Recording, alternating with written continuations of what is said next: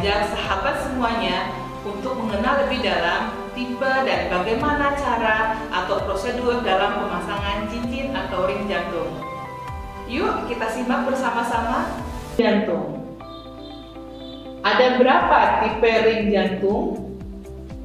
Yang pertama, primary PCI atau angioplasti primer.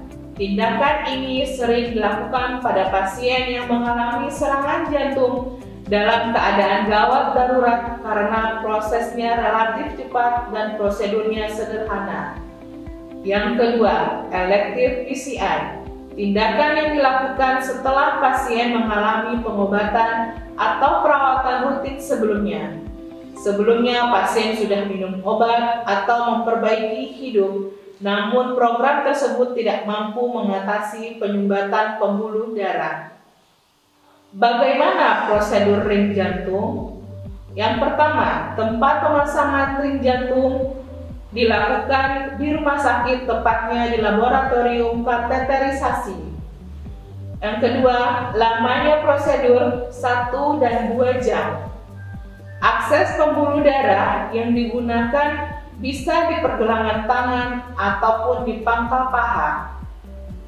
Yang keempat, prosedur pasang ring jantung yaitu pemasangan selongsong atau seat di pembuluh darah kaki atau tangan bertujuan untuk memasukkan kateter sampai pembuluh darah koroner jantung. Penempatan kateter dilihat dengan menyuntikkan pewarna ke dalam arteri koroner dan menggunakan X-ray untuk melihat posisi kateter. Prosedur pemasangan ring jantung atau cincin pada jantung dapat sahabat tonton pada video berikut ini. Berikut video prosedur penegakan diagnosa penyakit jantung koroner dan pemasangan cincin jantung. Video ini diambil dari highimpact.com. Penyakit jantung koroner awalnya dapat didiagnosa melalui tes stres atau treadmill. Selama tes stres tersebut, detak jantung meningkat untuk menunjukkan bagian jantung mana yang aliran darahnya terhambat atau berkurang. Mari kita perhatikan bersama daerah jantung yang mengalami aliran darah yang terhambat atau berkurang akibat adanya penyumbatan pada pembuluh darah pada jantung.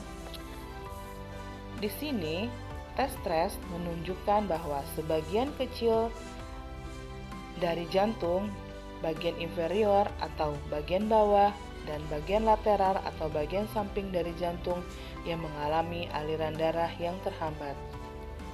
Untuk menemukan daerah spesifik yang tersumbat, maka dilakukan kateterisasi.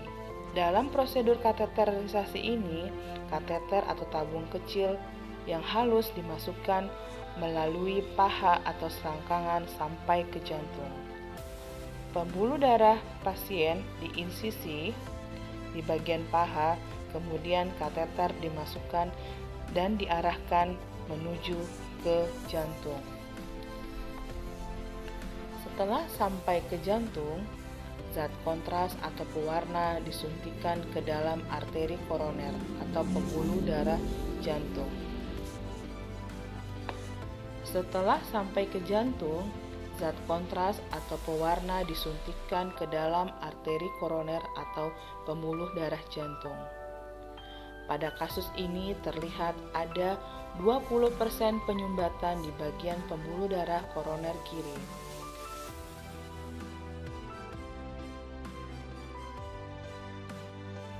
Stenting atau pemasangan ring jantung.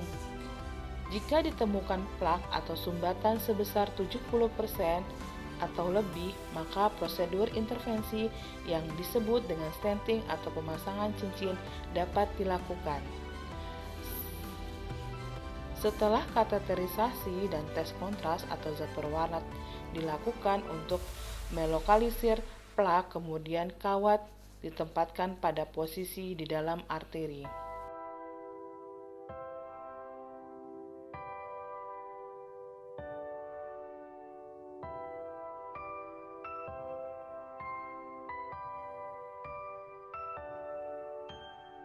Berikut kawat halus dimasukkan ke dalam arteri.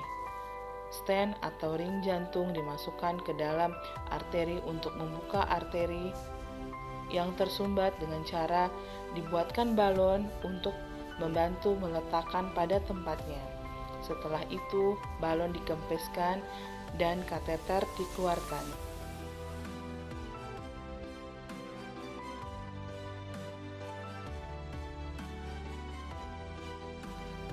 Karena stent memiliki resiko, maka pemasangan stent hanya dilakukan jika plaknya signifikan. Risiko pemasangan stent meliputi perdarahan, kerusakan arteri koroner, infeksi, pembentukan gumpalan pada stent, irama jantung yang tidak normal. Selain itu, setelah stent terpasang, pasien harus menggunakan Plavix seumur hidup untuk mencegah penutupan stent.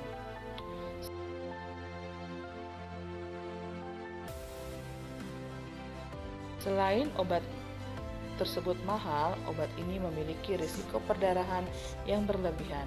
Oleh karena itu, sahabat harus di bawah kontrol dokter dalam meminum obat. Bagaimana sahabat? Kita sudah menonton video prosedur pemasangan cincin pada jantung. Nah, di video berikutnya kita akan membahas tentang komplikasi pada pemasangan cincin jantung.